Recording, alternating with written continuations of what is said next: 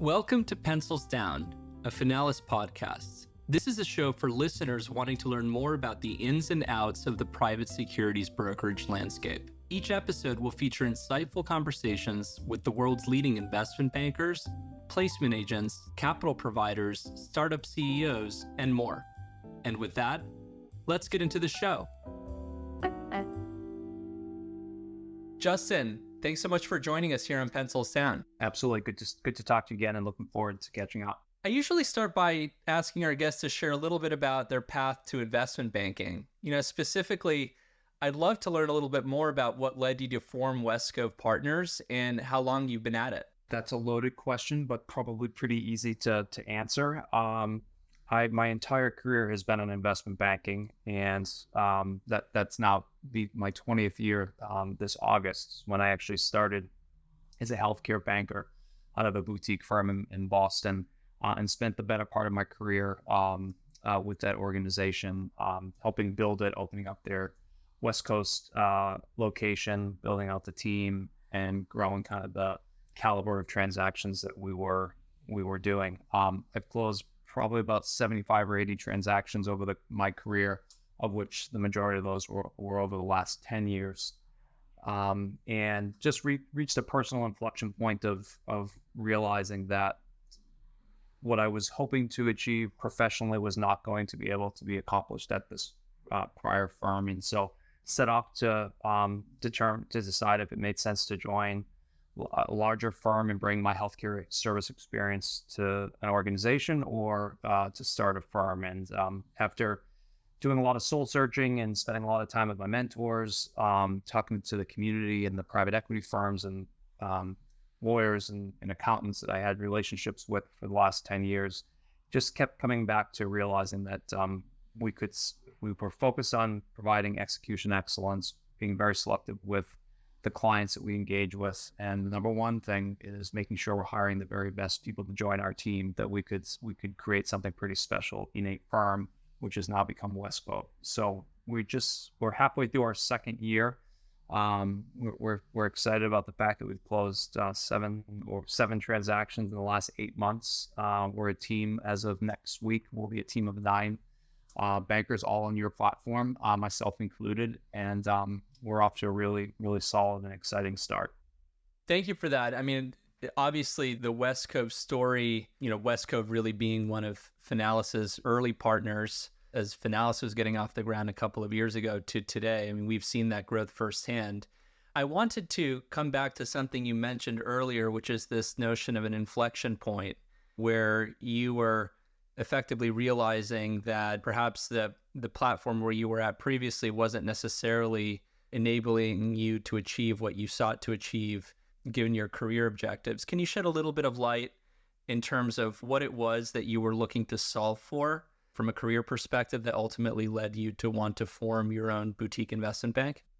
Yes, absolutely. I am a firm believer that to be a successful banker in middle market, which is where all of my experience has been, and we define middle market as transaction value up to $500 million. You need to have the technical capabilities to execute on transactions, but you need to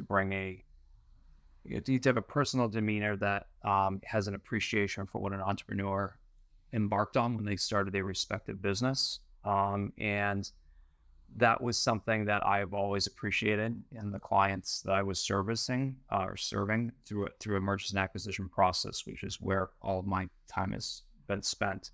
And I just realized that in addition to that, to be successful as a banker, it can be very much one-dimensional. If you create a team around yourself that respects the work that the managing director or the VP or a director does in a process, and you serve as a mentor and a coach to those individuals to allow them to grow professionally and stretch their capabilities, that you can scale up a business, or my thought was you could scale up a business pretty quickly. And so I think there are a lot of bankers that have a very one-dimensional approach towards processes, and I actually approach things from a very different perspective and different way, which is like, how do we include everyone in part of this team so that they're growing and they're learning from each respective transaction and bringing the best practices that we know into every transaction, also learning in each of those transactions.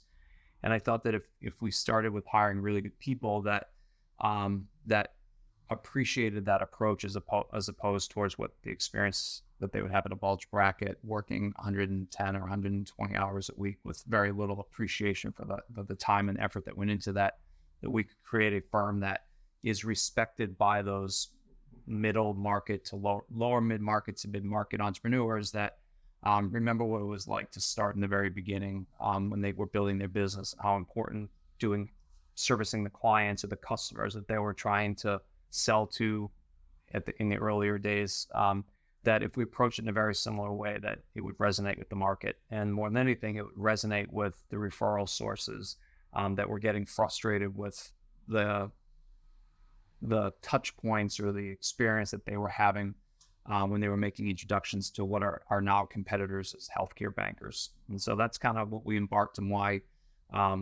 what I was looking for when I started Westcove.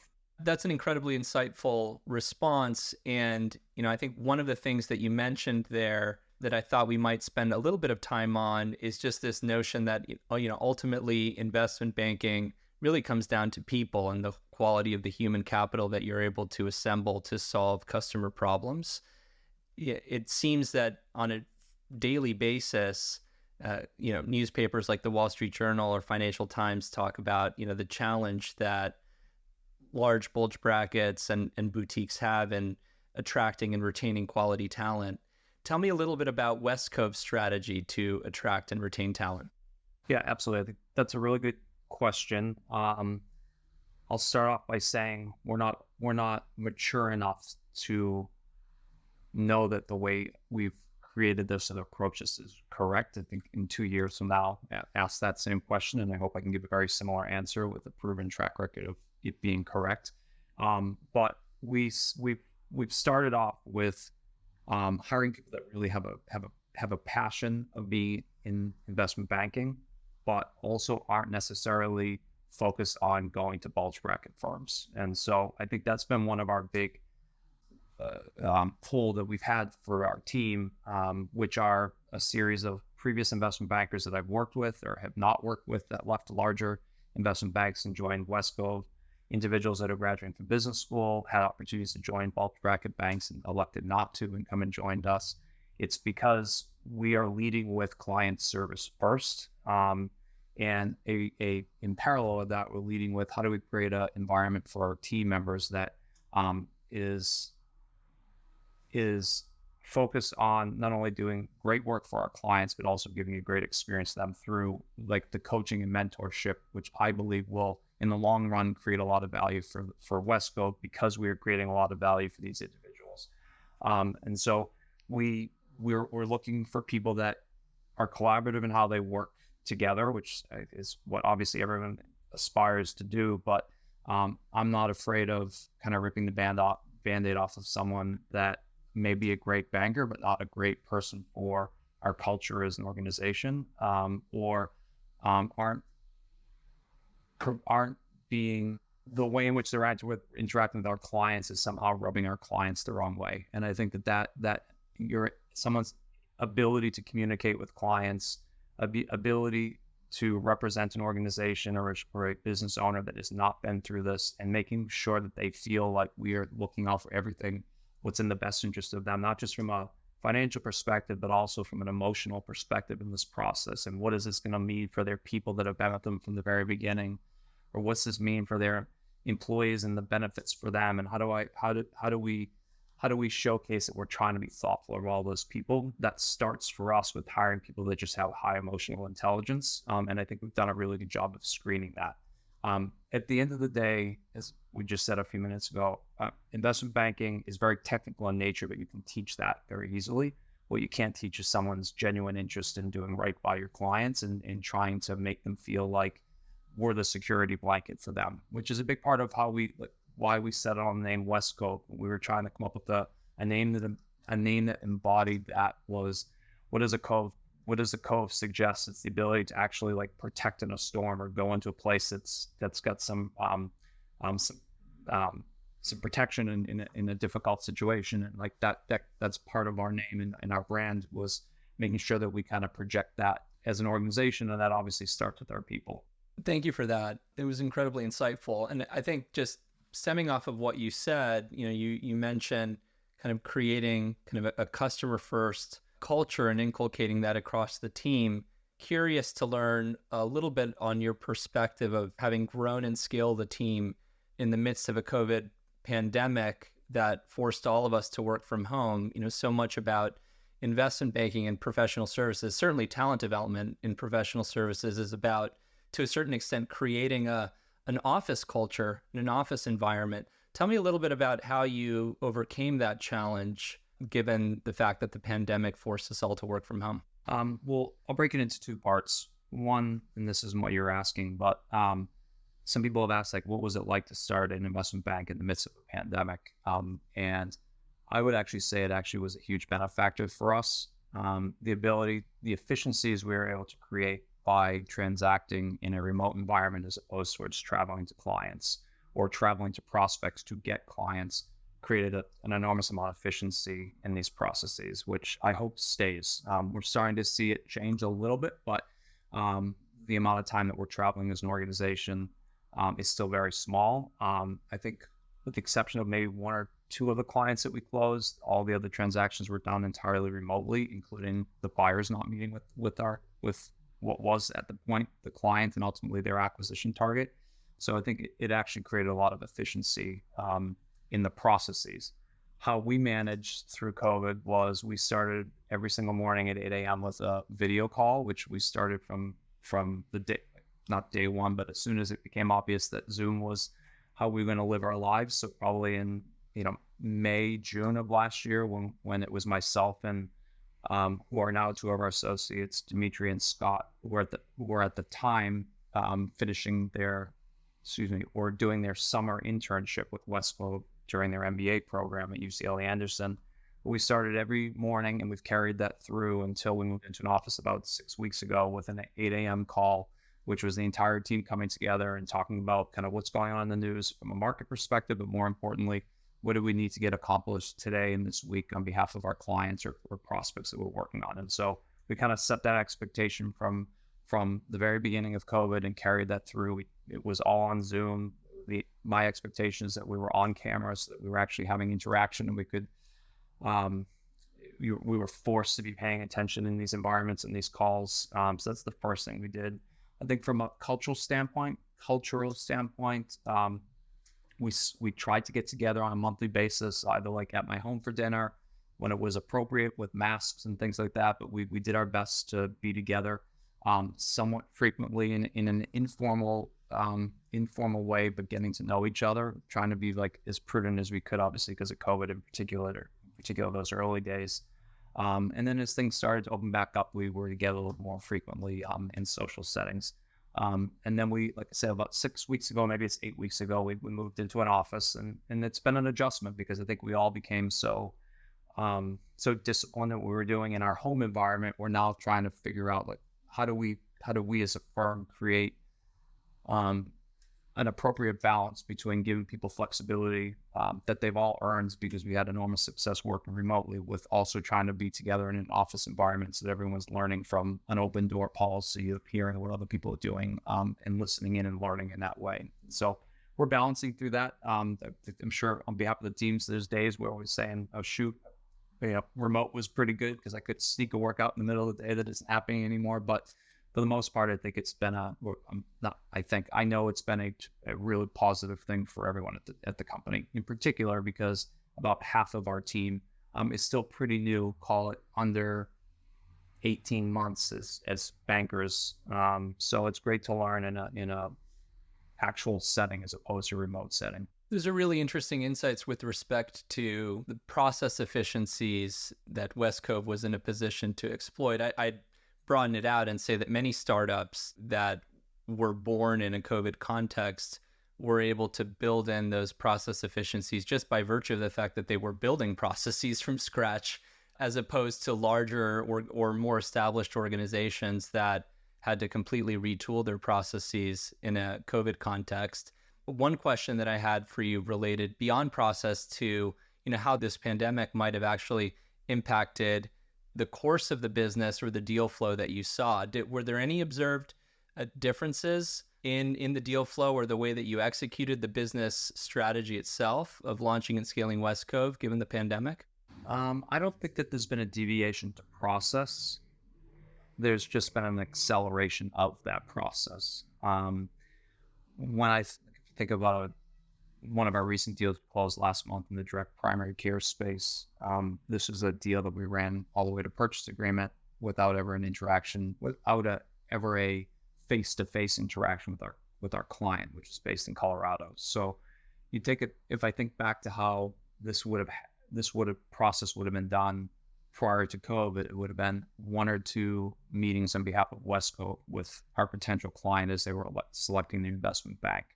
And then we would have been on site doing draft work on the SIM. And then I think we ended up with probably 4 or 5 letters of intent on that deal. That would have meant at least that many meetings that we would have had on site in Colorado with each of those respective buyers. And so the ability to consolidate that all into a virtual setting and in a week do 4 meetings, or however many it was, not every interested party converted to a letter of intent. So it was probably more than that. But the inefficiency that existed with having to deal with the logistics and the travel time and the costs, honestly, as a part of that, just created such efficiency that I think we looked at this. I think of the deals we closed last year, I think 4 of them closed under 80 days from the time of launch of a process, not signing of a client, but like QOV complete to launch until ultimately we funded the deal. That was really difficult to do in lower middle market prior to COVID. It was probably more commonplace if you were doing $500+ million deals, and those M&A transactions were already backed by private equity, so that information was already kind of collected. But our ability to move those quickly was related to the efficiency that COVID introduced. I was recently reviewing the West Cove Year in Review PDF that was circulated, and clearly there were many remarkable accomplishments within the firm. I thought that I'd ask you simply, what was something that West Cove recently achieved that you were particularly proud of? I've been in awe of the compliments that we're getting from clients for deals we've closed, which is very easy to pass a compliment after you've created a lot of wealth for individuals, but also the clients and the buyers in the processes for deals that we are working on, and that it's usually comments being directed to my team. And I think that, they deserve all the credit in the world for that, but it's also kind of proof that if we're hiring the right people and we're spending the time when we need to make them good bankers or continue to develop their banking skills if they're already in it before, and that there's a genuine appreciation for the work that's being done, which I don't really care so much about, but there's a constant acknowledgement that what we're providing for them is far in excess of what they expected. And we also, it's not lost on us that each entrepreneur that is still selecting West Cove, and we're oftentimes in very competitive bake-off situations, contrast to other bankers or other firms. These entrepreneurs are still taking a risk on a new firm. And so we recognize how difficult a decision is for an entrepreneur to ever pick an investment bank, but then to kind of put the trust in our team when we're a new firm and they're doing it when they've got a company that's worth $50 million or $400 million or $10 million. It's the size is irrelevant, but the fact that they're doing that and they're entrusting us to manage this process, but then that those compliments come afterwards is what I'm proudest of at this point. Our successes last year and kind of year to date are well beyond what we as a team thought where we would be kind of at the close of year 1. And obviously it's all around how do we do it again in year 2 and year 3 and year 4 and be a little bit better each respective year. But we're really happy with where we are at this point, not because of the number of the deals or the size of the deals or the aggregated transaction value, although those are all easy things to measure. It's just because we know that the work that we're doing is of the quality that we set off to do. Right. And clearly you have assembled a team that has positioned West Cove to execute at very high quality. I wonder also the extent to which your deal origination strategy and your selection criteria for the deals that you ultimately do take on has played a role. Do you want to shed a little bit of light on that? I do think it's played a big role. We've said no to way more clients we've said yes to. Like the stats that we track show that. We have, and it wasn't an easy decision. We've, and you know this, I think we've terminated a couple clients in the our early stages of our relationship with our clients because we didn't feel like they were either invested in the process, or we thought we were going to be able to not necessarily get to the finish line, but get to a result that we were happy with, or we thought our client was going to be happy with. And so, refunding a sizable retainer to a client in the early stages of a startup is not an easy decision to do, but doing things like that have given us the ability to focus on the deals we are working on. And so it's not an easy thing to say no to a client that's wanting to work with you and pay a retainer and then trusting you for their process. But we've kind of sent the message to the entire team is that we should all be deciding on which deals we take on as an organization, even if not everyone is staffed on the deal. We should all be excited about the deal because I've seen it in the past. If you're not excited about a mandate, it's usually the thing at the bottom of the list of where you'll allocate your time, which is just human nature. And so we've just tried to be really selective in who we work with. And by default, as of right now, at least, we're also just pretty narrowly defined in terms of the work that we do because we're all in healthcare as of today. And as that changes or that broadens into other verticals, which I do think we will, I'm certain we will do at some point with the onboarding of someone that actually has the experience outside of healthcare. That may become a little bit more of a challenge, but I do think that has been a big part of our success in getting these deals to the finish line. I noticed that you mentioned just now that the possibility of broadening out the industry focus of the firm is something that is being considered. What are the types of signals that you would need to read or additional information that you would need to gather in order to determine whether or not that is the right decision for the firm? I think there is value in being one-dimensional. And with healthcare being 20% of the GDP, it's obviously an enormous market. And I think we could continue to have a lot of success if we stay focused on healthcare. But I do think that expansion of services is just in the best interest of Westcove. I think it's also in the best interest of our team so they can expand their capabilities beyond healthcare themselves. If you're an associate year 2 or year 3 post getting your MBA, like I think there's benefits to having a healthcare experience, and maybe it's business services or consumer experience. So I think it's helpful for the team.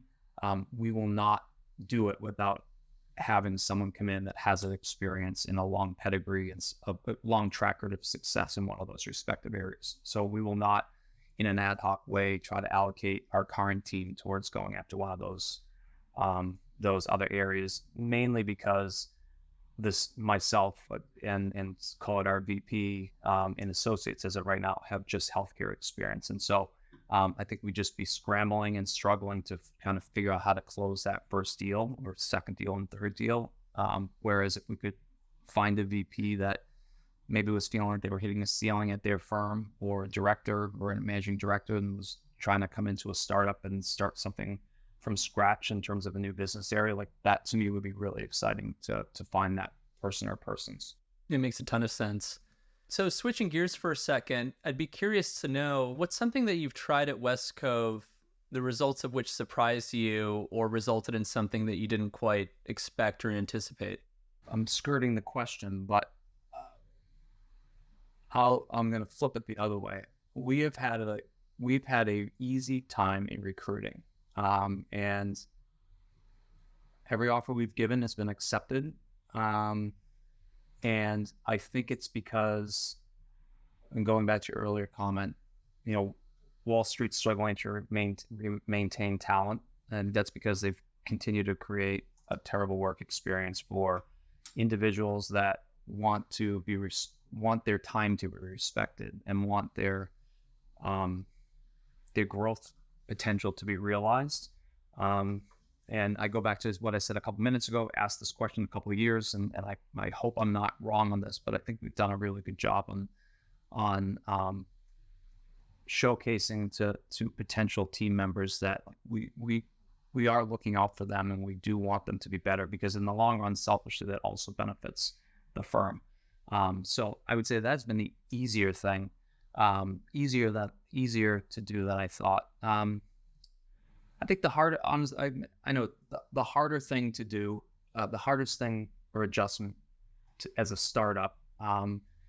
Although I used to experience this in the past, even though the firm I was with was at it for 20 years, there is still a balance between how do you allocate your time as a banker, in particular the senior level, to execution, which that's why a client has hired you, with origination and sourcing transactions. And I think that probably has been one of the areas that's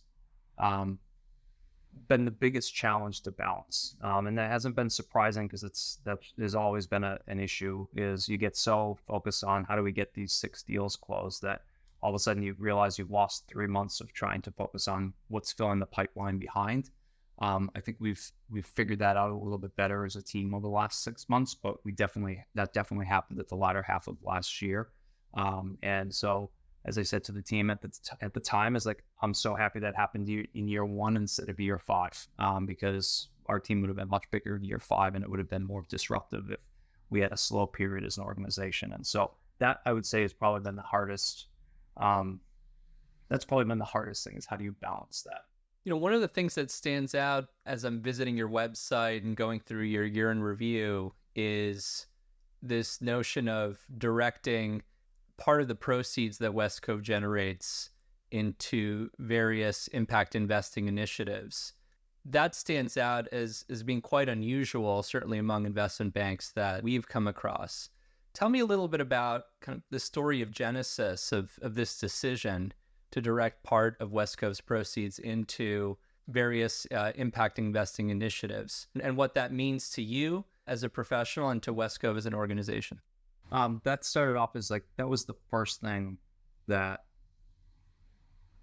I decided I wanted to do prior to even thinking about who would be our first or second hire. So, addition of a team member, I should say, not hire. That for me, I had reached a point professionally where I was at a point where giving back was important to me, and it's something that I had really had just started to commit to being able to do personally.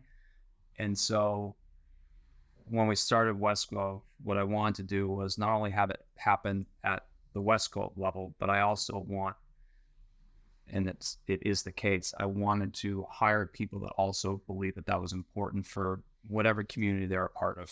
And so when we think about the communities that our team members are a part of, the African American community, female entrepreneur, female Asian cultures, LGBTQ, Latinx. I mean, we've got people from wide variety of backgrounds, and we want to find a way that how could we as an organization find ways to give back. And so we decided on setting it as a percentage of revenue, and so that should be very easy for us to calculate. It's a part of every employment offer that's given to an employee, is that your bonus is a set percentage less this allocation of dollars that we as a firm will commit towards underrepresented entrepreneurs or underrepresented individuals. And it can be, I say individuals and entrepreneurs because I'll explain to what we did last year, which was more of the individual side. But that was an important thing, that everyone believed that this was a good thing to do for themselves. And it is a direct impact on individuals' compensation as well as the firm kind of compensation or firm profit. The idea behind it is that how can we find ways to make investments into businesses or provide debt or some type of financing, creative financing to entrepreneurs when they're starting to get their idea off the ground, or invest in something that's something that's important from a time perspective or a dollar perspective or education perspective that's important to one of our team members. And so last year, what we ended up doing was broken into really 2 big buckets. We made a pretty sizable investment in a tech ed platform that was built by 2 individuals from underrepresented backgrounds, and we kind of piggybacked on an investment from Kleiner Perkins and a few other VC firms. And then one of the other things that we did as an organization is UCLA Anderson, which is the business school at UCLA, had a big part of Westcove's success. I'm a graduate of that program. Uh, 3 other members of our team are graduates of that program. And also Westcove started through the accelerator program at UCLA. So what we decided to do was we allocated $250,000 and we wrote a check last year for $250,000, and it was we were fortunate in that it was matched 100%. So we created a $500,000 Westcove endowment that's focused on giving scholarships to underrepresented individuals in the business school program. And so that for us is really exciting because one, it's giving us a good touch point with our alma mater for a few of us. Second to that is that's where our firm started. So everyone at the firm, whether they went to UCLA or not, has an appreciation for what we got out of that accelerator program. And then third is we hope that'll give us the ability to stay in that network and hopefully find some potential investment opportunities for us to do as an organization. So that's an important thing for us. I think it's unfortunately it becomes one of those things that does become a little bit back burner to training and deals and origination, but it's something that's constantly in our minds. And how do we think about allocating the capital that we've generated through the fees we generate kind of year to date? It's an incredibly admirable initiative. Justin, last question. Westcove has been an early customer of Finalis. Tell me a little bit about your perspective on the Finalis platform and service offering, and to what extent the platform has made a difference to you and Westcove. I hemmed and hawed around, do we as a startup kind of operate under a no action letter or not? And there's obviously an incredible gray area there. And I came around towards realizing the benefit for me personally, knowing that we were doing and approaching investment banking in the very, very best way, in a compliant way. I spend a lot of time analyzing things. It's in my nature. It's why I'm a good banker. You can imagine I think I've spoke with 4 or 5 different platforms, and each of those platforms I probably spent 3 or 4 conversations with each of them trying to decide who to use and which approach that I like. A year and a half ago, I was a little nervous about joining a platform that was new, but I thought to myself, like, we're a new firm and we're looking for people to take a chance on our firm, and so I should do the same for Finalis, and was incredibly impressed with your personal demeanor and approach at that stage, heavily involved with the kind of the sales aspect. I'm certain it's changed since then. Anytime I have an opportunity to share my thoughts about Finalis, I give it nothing but it's been like a 5 stars. It's been a great experience. There are moments of compliance frustration, but that doesn't mean that it is Finalis frustration. As a team, kind of learning and trying to get into the repetition of what we need to have reviewed and what we don't. Sometimes we just catch ourselves, oh shoot, we got to send this off, and we're trying to meet a deadline that we've set for ourselves or for our clients, and forget to send something for approval and things like that. But that's not on Finalis to be missing those things. But when we are on short, when we are in on a timetable, like, your team always meets, they're always responsive. It's been a seamless process for the last. We're in our 2nd year under the platform, and despite the growth, we still feel as though we're one of few investment banks on the platform, even though I know that's definitely not the case anymore. So raving reviews for me, and we couldn't be more happy with the decision thus far, and haven't second guessed it once. Well, thank you so much, Justin, for the kind words, and I could just say that we are thrilled to count on you and Westcove as valued and early partners of the Finalis platform, and we're looking forward to many more years in the partnership as the both of us continue to scale our respective businesses. With that, I just wanted to thank you for joining us today on the Pencils Down podcast. Congratulations again on your incredible successes over the last couple of years, and looking forward to speaking with you again sometime soon. Likewise, really appreciate the time, and we will talk soon. Finalis is a broker-dealer platform with everything that M&A advisors, investment bankers, and placement agents need to succeed. We deliver a broker-in-a-box regulatory affiliation solution, replete with tech-enabled compliance, research and analytics, deal lifecycle management tools, and a first-of-its-kind deal marketplace. Learn more at www.finalis.com. You've been listening to Pencils Down, a Finalis podcast. Keep connected with us by subscribing to the show on your favorite podcast player. If you like what you've heard, please rate the show. That helps us keep covering the latest in the private securities brokerage landscape. Thanks for listening. Until next time.